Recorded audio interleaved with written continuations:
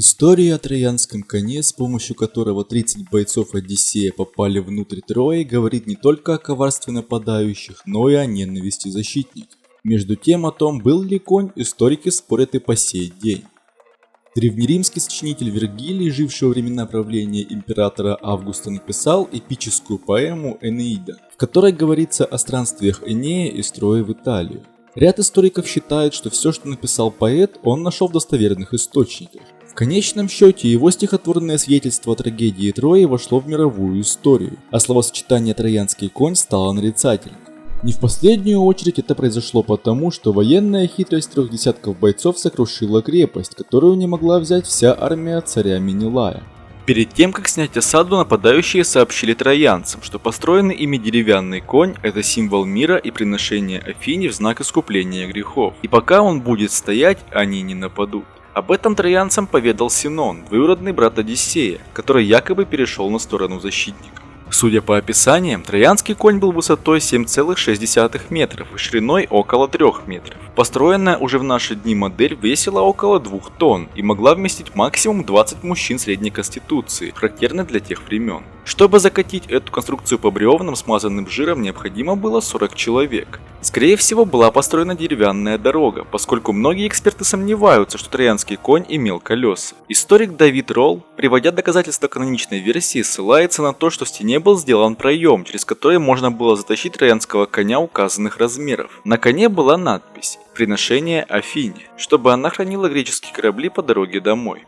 Между тем, этого коня в Трою завезли не сразу после того, как флот греков исчез вдали. Для того, чтобы провести подготовительные работы, потребовалось время, как минимум несколько дней. И если бы в этой деревянной конструкции и в самом деле прятались бойцы Одиссея, то им пришлось бы очень тяжко. Пока греки томились в брюхе коня, в городе решали его участь. Многие жители считали, что приношение нужно сжечь. Среди них была прорицательница Кассандра, которая, указав рукой на коня, заявила, что там спрятаны воины.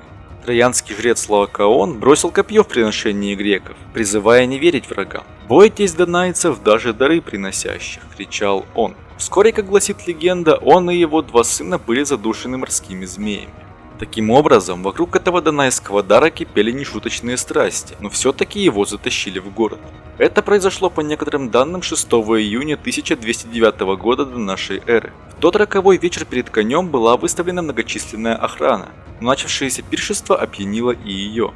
Поздно ночью 30 бойцов во главе с Одиссеем выбрались из подарка и открыли ворота города. В эту ночь Троя пала. Эней, один из немногих, кто спасся, поведал миру о коварстве греков и наивности Трои.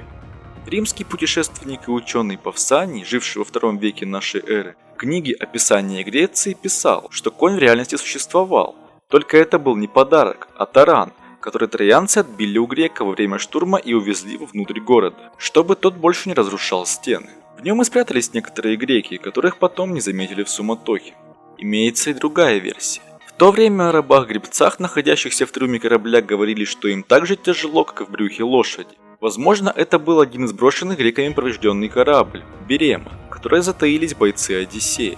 Кто-то из троянцев доставил судно в гавань, чтобы привести в порядок. Впрочем, немецкий археолог Генри Шлиман, участник раскопок мест, где могла находиться Троя, сомневается, что вообще была греческая осада. Во всяком случае, ему не удалось найти ни одного наконечника греческих стрел или копий. Чтобы обмануть врага, использовались и другие хитрости, схожие с троянским конем. В поэме Гомера «Одиссея» рассказывается о том, как греческие странники бежали от циклопа, спрятавшись под овцами. Иными словами, неприятеля можно было обмануть, выдав своих солдат за его бойцов. Переодевание в обмундирование противника, чтобы проникнуть в стан врага или напротив бежать от него, является одной из самых распространенных военных хитростей. Таких случаев в истории масса. Например, часть русских войск покинула осажденную в 1704 году Нарву, переодевшись в форму погибших при штурме шведов. В 1812 году отряды Дениса Давыдова довольно часто переодевались в форму разношерстных наполеоновских полков, а затем, приблизившись к врагу, внезапно нападали на них.